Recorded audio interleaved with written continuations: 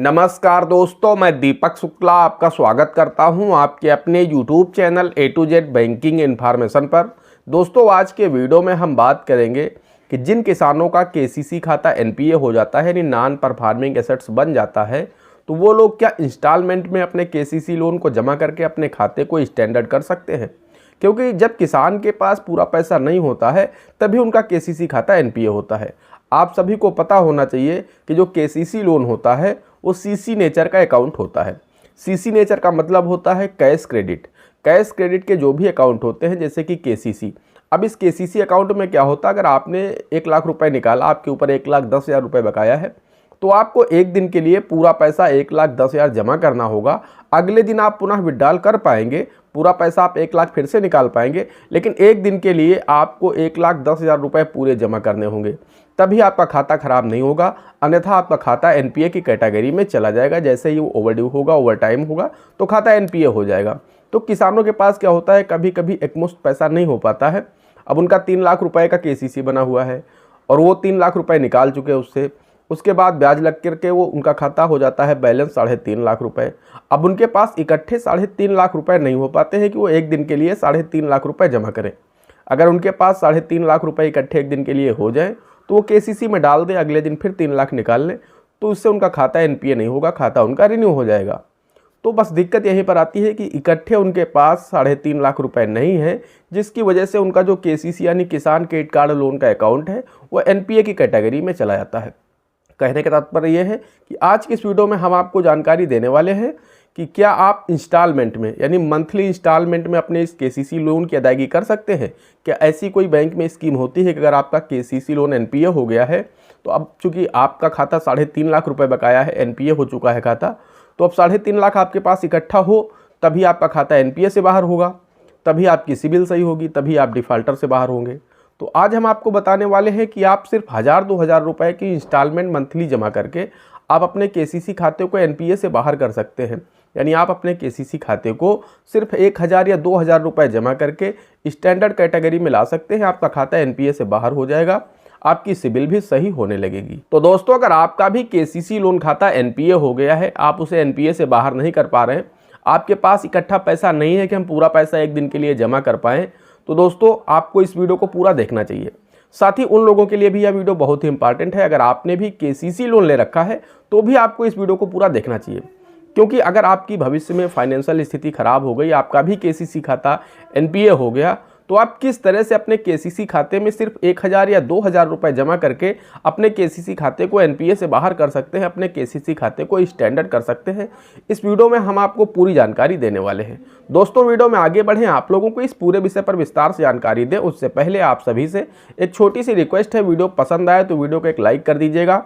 Channel पर नए हैं, पहली बार आए हैं तो चैनल को सब्सक्राइब करके बेल आइकन को प्रेस कर लीजिएगा, क्योंकि मैं इस तरह के वीडियो आप लोगों के लिए इस चैनल पर लाता रहता हूं। चलिए शुरू करते हैं। दोस्तों, आज के समय में 80 से 90% किसानों ने KCC लोन ले रखा है।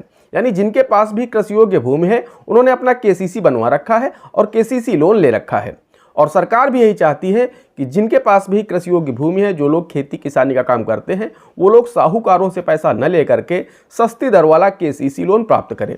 इसी उद्देश्य से सरकार ने 1 अक्टूबर से घर घर KCC अभियान चलाया है और इसमें पूरे देश में कैंप किए जा रहे हैं। गांव-गांव में कैंप करके लोगों को KCC लोन उपलब्ध कराया जा रहा है। यह जो अभियान है 31 दिसंबर तक चलेगा। तो अगर अभी तक आपको KCC लोन नहीं मिला है, किन्हीं कारणों से आप नहीं ले पाए हैं, तो इस समय आपके पास सुनहरा अवसर है, आप बैंक में जाकर के KCC लोन आसानी से प्राप्त कर सकते हैं। दोस्तों, आप सभी को पता होना चाहिए कि KCC लोन सरकार देश के किसानों को सिर्फ 4% की सालाना ब्याज दर पर उपलब्ध कराती है, रुपए 3 लाख तक। अगर आप 3 लाख रुपए तक का KCC लोन लेते हैं तो सरकार आपको 4% की सालाना ब्याज दर पर देती है, यानी बहुत ही कम ब्याज दर पर। इससे सस्ता कोई दूसरा लोन नहीं है। लेकिन हम आपको बताना चाहते हैं कि जिन किसानों ने KCC लोन ले रखा है उनमें से ज़्यादातर किसानों को KCC की नियम व शर्तें नहीं पता है, जिसके कारण वो अनजाने में जो सरकार 4% पर लोन किसानों को देती है, उस लोन पर किसान 13%, 13.5% ब्याज अदा करते हैं। जी हाँ, बिल्कुल सही सुन रहे हैं। ज़्यादातर किसानों को 4% की दर पर यह लोन नहीं मिल पाता है और फिर किसानों को लगता है कि सरकार हमें बेवकूफ़ बना रही है, सरकार हमसे झूठ बोल रही है। जबकि हकीकत यह है कि सरकार तो 4% की सालाना ब्याज दर पर लोन देती है, इसका फ़ायदा कुछ ही किसान उठा पाते हैं जिन्हें केसीसी की नियम और शर्तें पता है कि किस तरह से आप इसकी अदायगी करेंगे, किस तरह से आप इसको विड्रॉल करेंगे, तब आपको 4% की दर पर ये लोन मिलेगा। तो किसानों को अनजाने में, क्योंकि किसानों को पता ही नहीं केसीसी की नियम शर्तें क्या हैं, किस तरह से वो निकालें, किस तरह से वो जमा करें ताकि उन्हें 4% की दर पर यह लोन मिल सके। तो इसी लोन पर किसान 13.5% ब्याज भी पे करते हैं। तो अब रीज़न ये है कि उनको जानकारी नहीं है, पता ही नहीं कि केसीसी की नियम शर्तें क्या हैं, जिसकी वजह से वो अपने इसी केसीसी लोन पर 13-13.5% ब्याज भी देते हैं। उसके साथ कभी अगर चूक हो जाती है, पैसे इकट्ठे नहीं हो पाते हैं, तो उनका जो केसीसी खाता है वो एनपीए की कैटेगरी में चला जाता है। जैसे उनका खाता एनपीए होता है, उनकी सिबिल खराब होने लगती है, वो उस बैंक के डिफ़ाल्टर भी हो जाते हैं। तो अगर आपको नहीं पता है कि 4% की दर पर केसीसी लोन किस तरह से मिलता है, तो हमने अपने इसी चैनल पर कम से कम 100 वीडियो ऐसे डाल रखे हैं जिनमें मैंने बताया है कि किस तरह से आप केसीसी का लेन देन करें, किस तरह से आप केसीसी लोन की अदायगी करें ताकि आपको 4% की दर पर एक केसीसी लोन आसानी से उपलब्ध हो सके। नहीं देखा है तो इस वीडियो को देखने के बाद हमारे उन वीडियोज़ को ज़रूर देखेगा, बहुत ही इन्फॉर्मेटिव वीडियो हैं, तो ज़रूर देखेगा आप लोग। तो दोस्तों, हम आपको बताना चाहते हैं कि जब वो अपना केसीसी खाता एनपीए कर जाते हैं, डिफ़ॉल्ट कर जाते हैं, बैंक के डिफ़ाल्टर हो जाते हैं, उस दशा में उनके सामने कोई दूसरा रास्ता नहीं होता है। बैंक उनसे कहता है कि एक दिन के लिए आप पूरा पैसा जमा करिए, अगले दिन आप फिर से निकाल पाएंगे, तभी आपका जो केसीसी खाता है वो एनपीए से बाहर होगा। क्योंकि मैंने आपको पहले ही बताया कि जो केसीसी खाता होता है वो कैश क्रेडिट अकाउंट होता है। जो अन्य लोन होते हैं इंस्टॉलमेंट वाले, उसमें आप अगर थोड़ा सा इंस्टॉलमेंट डाल देते हैं, अब मान लीजिए अगर आपका 10,000 रुपये का लोन है तो उसमें आपको सिर्फ 1,000 या 800 रुपये डाल देंगे तो वो एनपीए से बाहर हो जाएगा। लेकिन जो केसीसी लोन होता है उसमें अगर आपका 3.5 लाख रुपए बकाया है तो 3.5 लाख रुपए ही जमा करने होंगे आपको एक दिन के लिए। 1,000-2,000 जमा करने से वो एनपीए से बाहर नहीं होगा। लेकिन एक ऐसी स्कीम बैंक में होती है जिसकी मैं आपको जानकारी देने वाला हूं कि आप सिर्फ 1,000-2,000 रुपये जमा करके भी अपने केसीसी खाते को एनपीए से बाहर कर सकते हैं और अपने केसीसी खाते को स्टैंडर्ड कर सकते हैं। आप डिफ़ाल्टर लिस्ट से बाहर हो जाएंगे, आपका सिबिल भी सही हो जाएगा। तो दोस्तों, अब मैं आपको बता देता हूं कि किस तरह आप सिर्फ 1,000-2,000 रुपये जमा करके अपने केसीसी खाते को स्टैंडर्ड कर सकते हैं। तो दोस्तों, हम आपको बताना चाहते हैं, बैंक में एक स्कीम होती है रीस्ट्रक्चर की। जिन किसानों के केसीसी खाते एनपीए हो जाते हैं, वो किसान अगर चाहें अपने केसीसी खाते को रीस्ट्रक्चर करा सकते हैं। अब रीस्ट्रक्चर कराने में क्या होता है कि आपका जो केसीसी खाता है वो कैश क्रेडिट है। जब आप रीस्ट्रक्चर कराते हैं तो बैंक उसे टर्म लोन में डाल देता है, यानी खाते को रीस्ट्रक्चर कर देता है। अब आपका जो केसीसी खाता है वो रीस्ट्रक्चर होकर के टर्म लोन बन जाता है।